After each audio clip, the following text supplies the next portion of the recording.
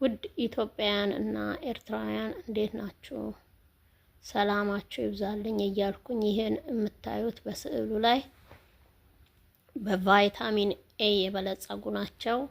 ጥቅማቸውም ለስኪን እና ማለትም ለቆዳችን እና ለዓይናችን በጣም ጠቃሚ የሆኑ ምግቦች ናቸው። ስለዚህ ብትጠቀሙት ለልጆቻችሁም ይሁን ለወላጆቻችሁ በጣም ጥሩ ስለሆነ ተጠቀሙበት።